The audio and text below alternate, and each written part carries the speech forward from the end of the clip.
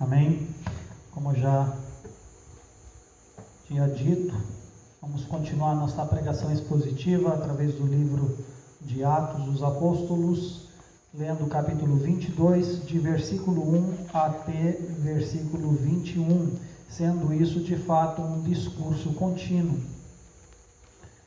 E existe outra parte, mas eu acredito que não vamos poder avançar com ela essa noite. Irmãos e pais, ouve agora a minha defesa perante vós. O apóstolo Paulo, ele fora preso pela multidão, os guardas romanos interviu para que ele não seja morto, e enquanto ele estava sendo levado para a fortaleza para ser investigado, ele pede a palavra para o centurião romano, e esse permite, e ele se dirige à multidão para que ele fale a sua defesa sobre si mesmo, tendo em vista que a multidão estava amontoada de maneira ilegal, até do ponto de vista judaico, quanto do ponto de vista legislativo romano. E eles foram levados no calor da emoção por agitadores que via de fora de Jerusalém, que eles viram o apóstolo Paulo e via nele um inimigo. E a maioria deles, de certa forma, entendo que eles não estavam cientes de tudo aquilo que acontecera. Então Paulo, sabendo disso, sabendo que a grande multidão não sabia de toda a verdade a seu respeito, ele pede a palavra para que ele dá o seu testemunho diante deles, ele deixa claro quem ele era, o que ele fizera, e assim faz a sua defesa, muito embora ele não era julgado pela multidão. Ainda que a multidão agiu em forma de julgamento, de tirá-lo do templo para apedrejá-lo, a multidão não era um tribunal em frente ao qual Paulo deveria alguma satisfação, mas mesmo assim Paulo quer deixar claro a verdade. Então por isso ele apela a ele inclusive como irmãos, ele se vê como parte deles, mostra todo o seu apreço para com eles. Irmãos e pais, ouve agora a minha defesa perante vós. Quando ouviram que ele falava em língua hebraica, guardaram ainda maior silêncio, e continuou: eu sou um judeu, nasci em Tarso da Cilícia, mas criei-me nessa cidade, e aqui fui instruído aos pés de Gamaliel, segundo a exatidão da lei de nossos antepassados, sendo zelosos para com Deus, assim como todos vós o sois no dia de hoje.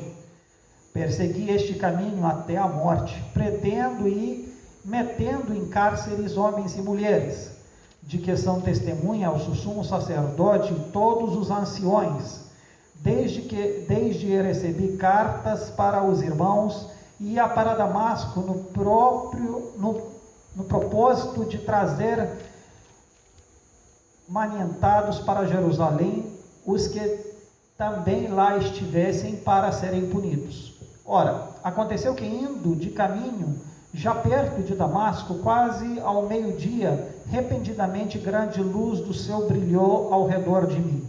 Então caí por terra ouvindo uma voz que me dizia: Saulo, Saulo, por que me persegues? Perguntei: quem és tu, Senhor? Ao que me respondeu: eu sou Jesus o Nazareno, a quem tu persegues. O que estavam comigo viram a luz, sem contudo perceberam o sentido da voz de quem falava comigo. Então perguntei: que farei, Senhor? E o Senhor me disse: levanta-te, entra em Damasco, pois ali te dirão acerca de tudo o que te ordenado fazer. Tendo ficado cego por causa do fulgor daquela luz, guiado pela mão dos que estavam comigo, cheguei a Damasco. Um homem chamado Ananias, piedoso conforme a lei, tendo bom testemunho de todos os judeus que ali moravam, veio procurar-me e, pondo-se de joelho a mim, disse: Saulo, irmão, recebe novamente a vista. Nessa mesma hora recobrei a vista e olhei para ele. Então ele disse: o Deus de nossos pais de antemão te escolheu para conhecer-te a sua vontade, veres o justo e ouvires uma voz da sua própria boca, porque terás de ser testemunha diante de todos os homens das coisas que tens visto e ouvido. E agora, por que te demoras? Levanta-te, recebe o batismo e lava os teus pecados, invocando o nome dele. Tendo eu voltado para Jerusalém, enquanto orava no templo, sobreveio-me um êxtase, e vi aquele que falava comigo: apressa-te e sai logo de Jerusalém, porque não receberão o teu testemunho a meu respeito. Eu disse: Senhor, eles bem sabem que eu encarcerava em prisão na sinagoga, açoiteava os que criam em ti. Quando se derramava o sangue de Estevão, teu testemunha, eu também estava presente, consentia nisso e até guardei os vestes do que eu matava. Mas ele me disse: vai, porque eu te enviarei para longe aos gentios. Amém. E nós paramos nesse ponto, até porque daqui para frente eles não aguentam mais a fala do apóstolo Paulo, e eles interrompem essa fala e começam a falar contra ele. Mas, meus amados, vamos observar qual é a defesa do apóstolo Paulo. Muitas vezes nós somos indagados sobre como o cristão deve agir diante da injustiça. Se ele deve falar, se ele não deve falar, onde é o ponto de equilíbrio, em que momentos devemos falar, em que momentos devemos ser calados. Sabemos que o próprio Jesus Cristo, quando ele foi acusado, ele não, como a Bíblia diz, ele não abriu a boca. No entanto, houve um momento em qual ele falou com Pilatos, mas depois daquilo ele não falou mais e aceitou aquilo que era como julgamento para ele, muito embora injusto. Nós vivemos também tempos em qual devemos nos perguntar aonde está o ponto de equilíbrio em expressar a nossa opinião acerca daquilo que cremos, quando devemos defender a verdade que nos cabe e a verdade que acreditamos, sem entrar mais em detalhes, só nos alongar. E o apóstolo Paulo, de certa forma, ele nos ensina quanto a isso. E esse texto nos ajuda a ver a maneira dele de se defender perante as pessoas que lá estavam. Em primeiro lugar, Paulo olha para eles como uma grande maioria que, em tese, não conhecia todos os detalhes pelo qual os agitadores, de fato, prenderam Paulo, e, na verdade, não conhecia bem a vida do Paulo. E como hoje acontece, existe muito falatório contra o cristianismo, contra os reformados também, por sua vez, sem que, no entanto, das maiorias das vezes, esse movimento que nós chamamos de cristianismo ou os reformados sejam conhecidos de verdade. As pessoas que falam contra, e há uma movimentação geral no mundo inteiro quanto a esse assunto, falam de coisas superficiais, coisas que são pegadas no ar de algumas coisas que nós falamos ou pregamos, mas sem que entende de fato todo o contexto. E aí joga os julgamentos temerosos contra a igreja. Mas em que pontos nós devemos falar? E Paulo entende que a população em si, até um certo ponto, ela precisa de saber qual é a realidade. E eu acredito que o intuito do apóstolo Paulo fazer isso é para que a verdade prevaleça. É uma oportunidade de ele testemunhar sobre o nosso Senhor Jesus Cristo e como ele transforma as nossas vidas. Isso é um testemunho para eles diante da verdade. Entendo que Paulo não faz isso confiando necessariamente que as multidões iriam ser convencidos pelos seus argumentos e seu testemunho. Paulo, mais ainda, acredito que em certa medida ele estava certo que vai continuar sendo preso, e isso se faz mais claro um pouco adiante. O próprio Senhor fala com ele, mas ele já tinha parte de duas profecias que mostravam que iria ser preso pelos judeus. Então, acredito que ele não faz isso necessariamente para escapar, nem com o intuito de convencê-los totalmente, porque sabia que isso era impossível.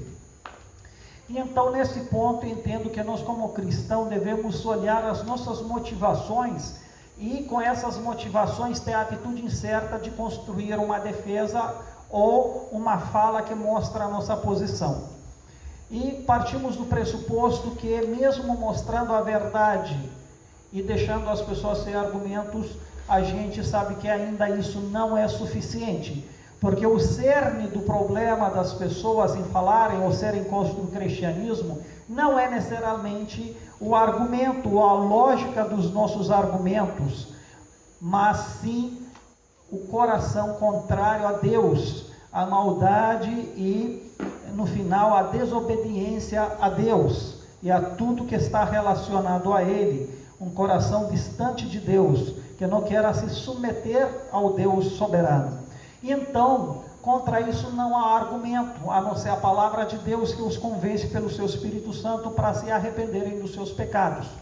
Então, quando nós temos a nossa defesa, devemos ter em mente que nem sempre o argumento vai convencer. E talvez você já faz a primeira pergunta, já que é assim, então por que falar?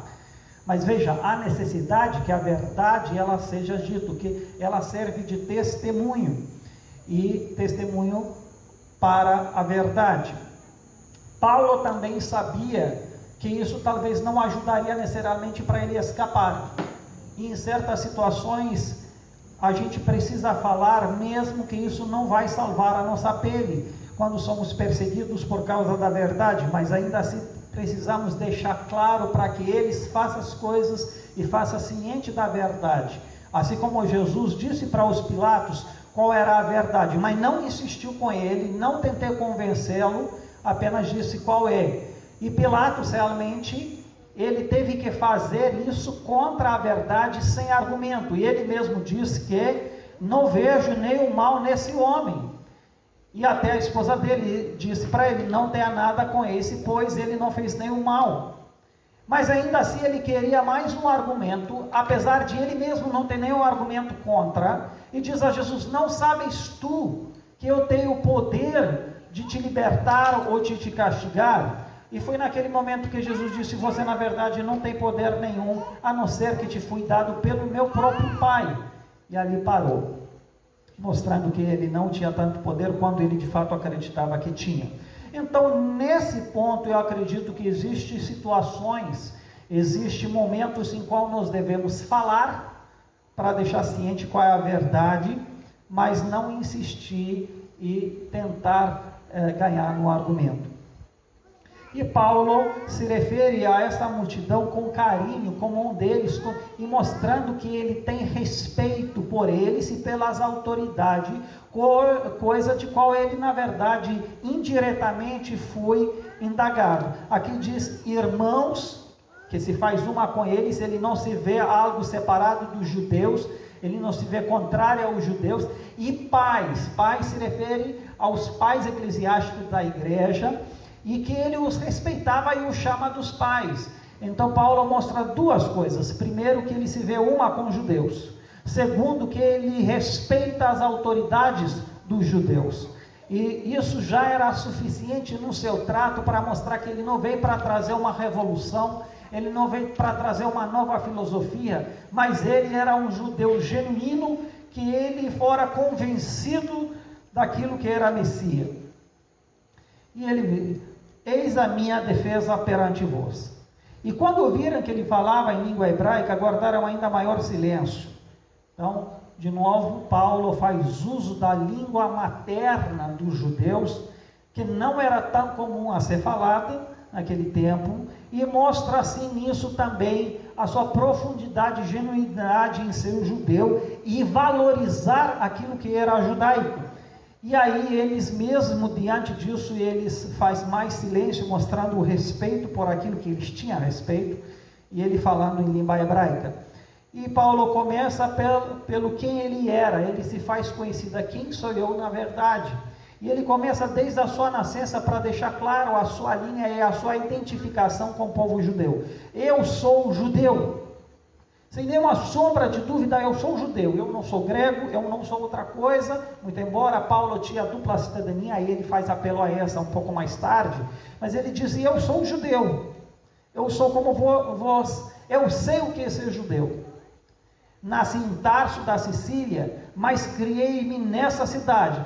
Paulo começa a dar alguns argumentos em duas frases extremamente fortes. Eu sou judeu, eu me criei em Jerusalém, que era a capital do Israel, era a capital religiosa do povo. Então eu me criei no que há de melhor nessa cidade, e eu fui instruído aos pés do Gamaliel. Eu não sou apenas um judeu qualquer, não somente sou morador de Jerusalém, mas eu fui instruído quanto à lei, sou um homem instruído no pé de um dos maiores mestres da lei da época, que era Gamaliel. Existia duas grandes escolas de fariseus de teologia, e uma delas era exatamente do Gamaliel. Era o fariseu mais instruído, mais reconhecido no meio deles. E Paulo diz: eu não sou qualquer um, eu não estudei como qualquer um. Em outras palavras, eu sei a lei melhor do que ninguém, eu estudei com o maior mestre. Então eu não sou um que tem desprezo pela lei, ou que eu não conheço os detalhes da lei para assim agir contra ela. Eu estudei aos pés de Gamaliel. E olha como ele trata isso: segundo a exatidão da lei dos nossos antepassados.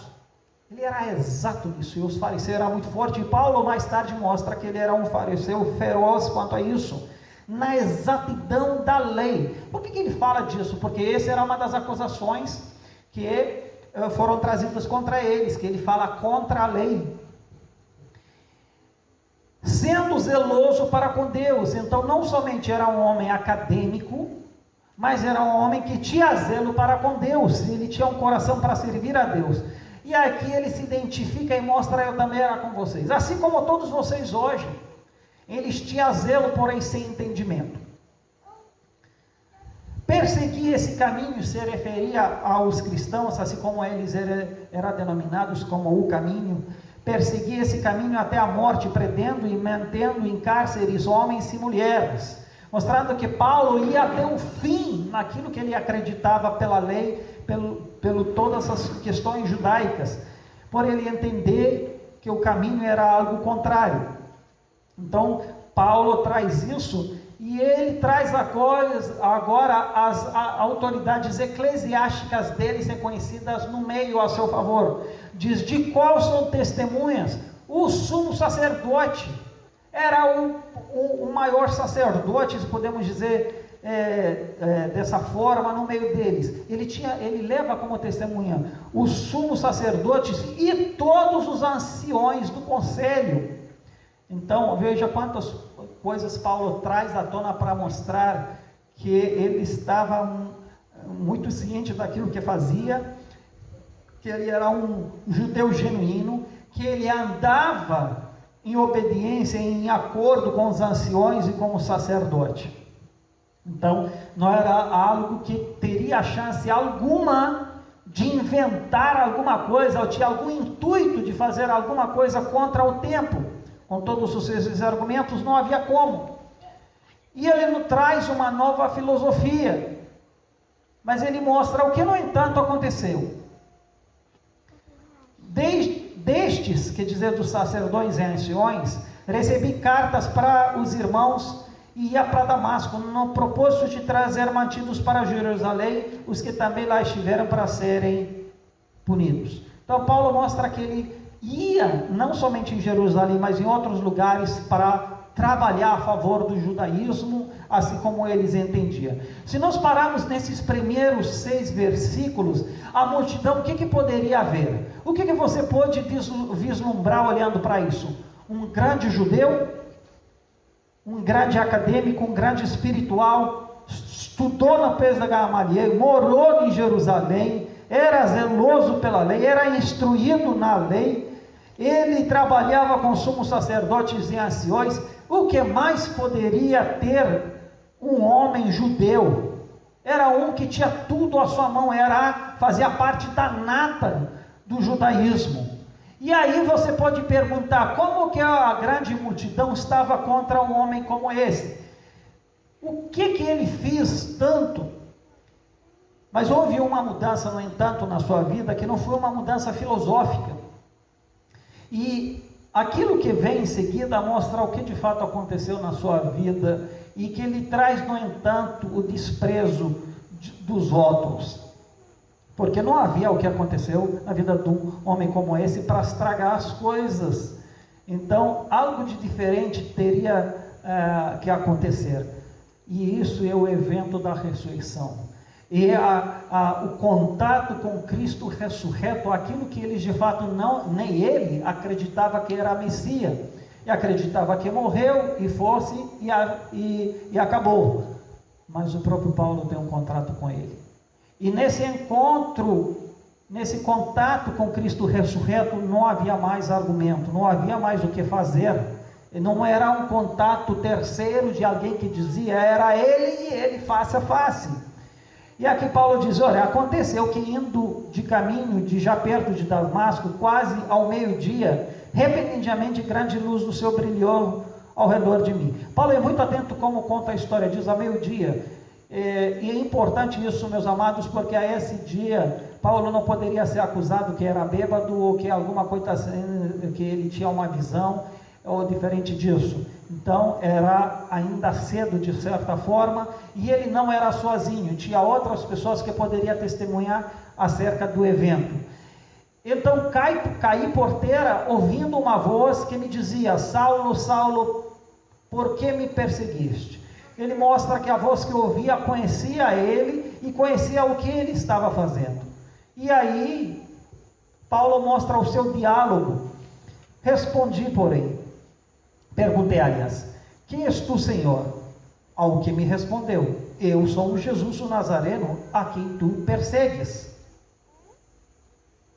Então, de repente, Paulo se lida com aquilo que ele perseguia.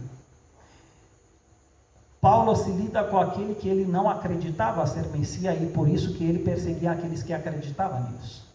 Mas dessa vez ele se dá cara a cara exatamente com ele. Ele não dá cara a cara com uma pessoa que diz eu vi Jesus ressurreto, ele dá a cara com Jesus ressurreto. E isso, meus amados, muda toda a história. E é nesse ponto que Paulo ele fica sem argumentos. É nesse ponto que Paulo começa a entender de fato o Evangelho. Mas vamos fazer uma parêntese em ver como Jesus fala para ele. Primeiro, Jesus não fala para ele, Paulo, Paulo, por que tu não crestes em mim? Eu sou o Jesus, aquele que tu não crê. Ele não diz isso. Ele diz, por que me persegues? O que mostra que Jesus é uma realidade presente na vida daqueles que creram. Porque, afinal das contas, quem Paulo perseguia? Paulo não perseguia alguém que era invisível. Não era uma fantasma. Ele perseguia pessoas. Ele perseguia judeus. E judeus estes que se identificaram com Jesus Cristo. Judeus esses que criam em Jesus, que era o Filho de Deus, que morreu e ressuscitou. E a estes eles perseguiam. Então Jesus se identifica com o seu povo. Na verdade, quando o seu povo é perseguido, ele é perseguido. Com isso, meus amados, mostra que Jesus ele é presente na vida do seu povo. E outro aspecto que a gente vê é que quando nós somos perseguidos, o próprio Jesus é perseguido. E na verdade, o espírito perseguidor é contra Jesus, não contra as pessoas em si. Mas por nos identificarmos com Jesus, aqueles que não aceitam, ele não vai aceitar a gente também. E Jesus deixou muito claro isso antes de partir para os seus discípulos. Se a mim não receberam, mas vocês também não vão receber. Se a mim fizeram essas coisas, a vós também. E é engraçado que hoje há teologias que diz que nós somos os filhos do rei de Jesus e que as portas se abrem, que tudo vai bem e tudo mais. Mas de onde tiraram essas coisas? Eu não sei porque. Como que a nós vai ser tão diferente enquanto a Jesus não foi? Como vai receber o mundo a gente bem e como a gente não vai sofrer nada quando o mundo é contra Cristo? Como que vai ser a favor de nós? Ou nós não pregamos a Cristo e não nos identificamos com Ele, ou algo está errado na nossa teologia.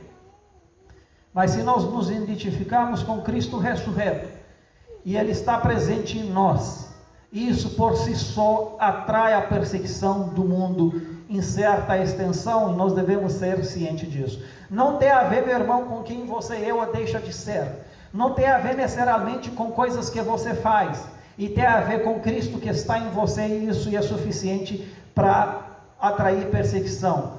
Você acha que às vezes é à toa? Não é. Às vezes pode parecer inocente, coisas circunstanciais da vida, mas não é.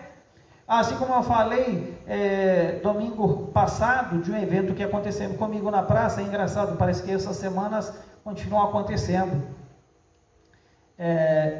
E eu lembro que um cara bloqueou meu carro na feira, sábado, foi ontem. Aí, não pude sair, né? Por fim, o cara saiu, eu olhei para ele, não entendi, porque botou o cara assim atrás no meu carro. Ele começou a falar um monte, que ele pagou, que não sei o quê. Enfim, mas o que eu percebo nisso? Porque como a minha pessoa, as pessoas reagiram tão duro, não algo que eu nem fiz, aliás. Mas aí eu devo lembrar, por causa daquilo que eu represento. Eu sou pastor.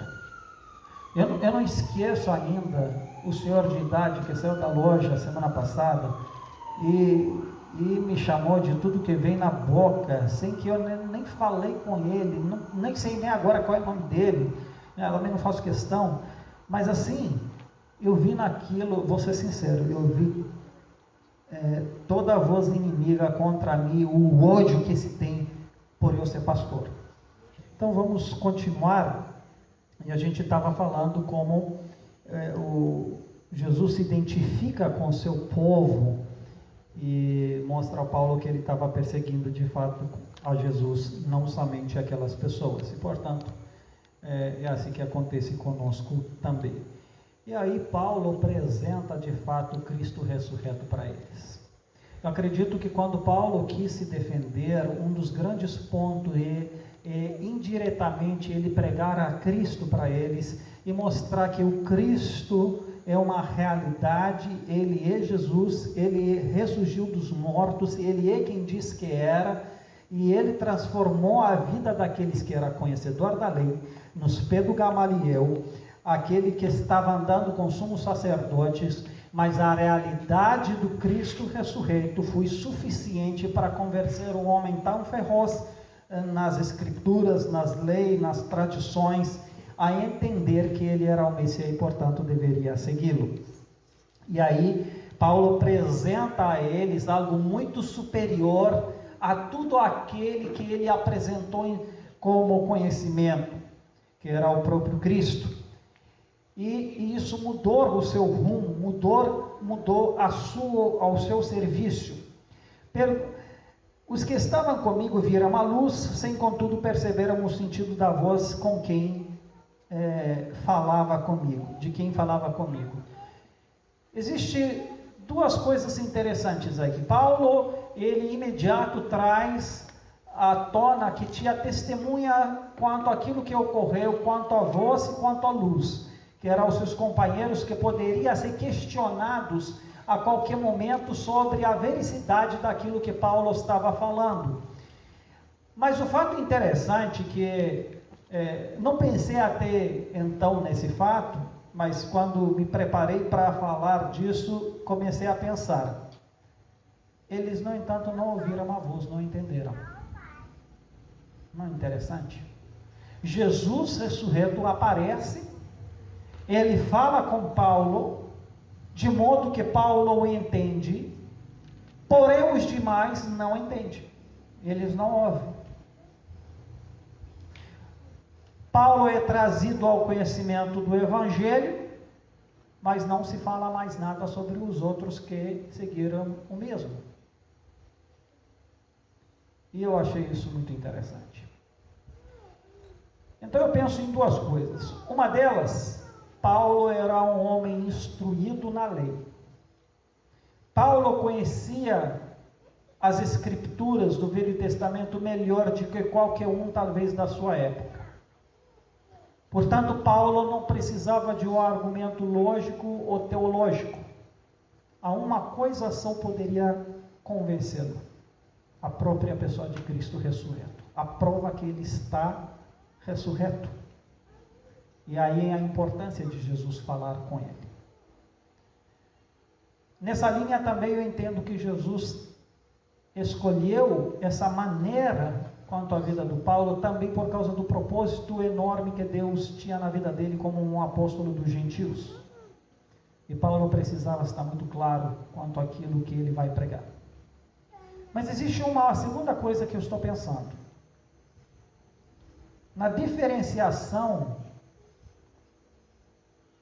e essa dó se divide em duas coisas. Na diferenciação que Jesus faz quanto ao seu aparecimento. Ele aparece, porém, um entende e um não entende nada. O mesmo Jesus na mesma voz, um a ouve, o outro não. E aí me leva a ver a doutrina da eleição incondicional. Estava nos propósitos de Deus, Paulo, e talvez outros não. Aprove a ele falar para o Paulo, de modo que Paulo o entendesse e se convertesse, mas a outros não. E agora me diz, quem poderia julgar isso? Era Paulo mais merecedor do Evangelho do que os demais? Acredito que não. Foi puramente escolha de Cristo em si. A um ele se revelou e a outro não. E aí a gente percebe nessa prática a doutrina bíblica quanto à eleição. Mas também existe uma outra questão em qual eu penso quanto à maneira peculiar de Deus escolher a revelar-se a si mesmo e a sua palavra a cada um. Não existe um padrão exato. Foi assim com Paulo, mas não quer dizer que todos agora vão ter uma visão de Cristo ressurreto. É preciso que a palavra seja pregada e o Espírito Santo revela essa palavra no coração daquele que ele escolheu. Nós não sabemos de fato se esses mais tarde acreditaram ou não. A minha percepção é que não, mas isso é apenas a minha percepção. Então veja como isso tem muito a nos ensinar. Depois disso, eu perguntei, o que farei, Senhor?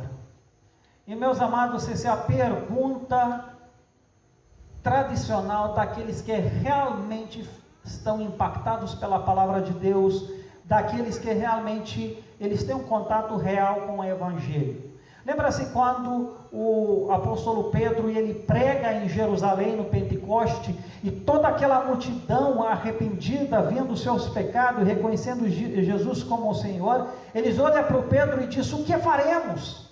E Pedro disse, arrependa dos seus pecados e seja batizado em nome de Jesus Cristo. Dessa vez, Paulo, diante da revelação de Cristo, lhe cabe uma pergunta só, o que vou fazer? E o que eu quero dizer com isso, meus amados, é que é cabível àqueles que diz que conhecem a Cristo. E quando Deus nos fala com a sua palavra, quando nós temos contato com a sua palavra, se verdadeiramente essa palavra atinge o nosso coração, a resposta cabível, correta, consequente disso, é fazer a pergunta, e o que eu faço agora? O Senhor se revelou a mim, o Senhor me escolheu, o Senhor me falou, portanto, o que eu faço? Em outras palavras, agora só me resta estar a seu serviço e saber o que eu faço. É me submeter a Ele, é ter uma atitude de submissão e obediência. O que eu faço agora? Não é mais eu fazer o que eu quero, continuar meu caminho, que bom, obrigado que se me escolheu. Não, o que eu faço agora? E meus amados, se você não teve parte de uma mudança como essa, inclino a dizer que você não teve um contato pessoal com o Senhor Jesus Cristo. Sem que você tenha essa atitude de que, Senhor, o que eu faço? Assim como Jesus tinha claro suas aspirações quando diz, Pai, se possível, afaste-se de mim esse cálice. Ele, no entanto, termina a dizer, Pai, faça-se a sua vontade. O que você quer que eu faço? E os cristãos que não estão prontos a dizer, o que eu faço? A minha pergunta é, quando foi a última vez que você, de fato, ouviu a voz do Senhor através da sua palavra? Quando, de fato, Ele se revelou a ti? Porque de duas uma. Ou Ele não se revelou a você, e aí você está perdido. Ou Ele se revelou e te falou, e você está em estágio de rebeldia. E isso também te torna um perdido. Então, você escolha qual delas quer acatar, mas seja qual delas for, a minha sugestão forte é que se arrepende-se. E um homem arrependido, ele submete a vontade dele ao Senhor. Um homem arrependido, ele não trabalha com isso eu não faço, isso eu não quero. Não existe mais isso. Ele agora entende a majestade do Senhor e que a vida dele faz sentido em obediência ao Senhor. E Paulo diz, o que farei? Diante disso, eu só quero saber o que eu farei. E o Senhor me disse, levante-te, entra em Damasco, pois ali te dirão acerca de tudo que te ordenado a fazer. Meus amados, muitas vezes falam, Senhor, me mostra a sua vontade. O que o Senhor quer que eu faça? Mas quando nós fazemos isso, se nós a façamos de maneira honesta, o pior que pode acontecer é que Ele vai mostrar mesmo a sua vontade. E pode ser que você não vai gostar. Pode ser que não é que você gosta de ser. Quantos nós não perguntamos só por perguntar, só para não dizer que nós não perguntamos a Deus e depois nos desculpar, eu sei lá qual é a vontade de Deus, não sei, quem pode saber. Mas a grande questão é, você quer mesmo saber a vontade de Deus? Porque eu acredito que muitas vezes você não quer saber a vontade de Deus. Porque a Bíblia diz que aqueles que querem fazer a vontade de Deus vão saber qual é a vontade de Deus. Então será que você quer fazer a vontade de Deus se Deus te diria qual é a vontade dele? Talvez você se pergunta, vou no culto ou não vou no culto presencial dia 2? Mas sua pergunta é honesta, porque se ela é honesta, Deus vai falar para você. E aí, meu amado, ou você obedece ou você está em estágio de rebeldia. Mas eu não sei qual é melhor. Eu não sei qual a vontade de Deus. Na verdade, eu acredito que você não está disposto a fazer. Porque quando você pergunta, então o Senhor, tá bom, eu lhe digo o que há para fazer. Então muitas vezes o desconhecimento da vontade de Deus é porque nós não queremos fazer a vontade dele. Mas esse conhecimento da vontade de Deus também ele é progressivo. Ele não é tudo assim, vamos saber de tudo. À medida que caminhamos com o Senhor, Ele nos revela passo a passo. Essa é a sua maneira de ser. Eu sei certas coisas que o Senhor quer de mim, Fernando. Eu não posso dizer para você que sei tudo ao longo de caminho. Eu soube que tem que vir pelo Brasil, mas jamais saberia que eu vou ficar tanto tempo quanto fiquei.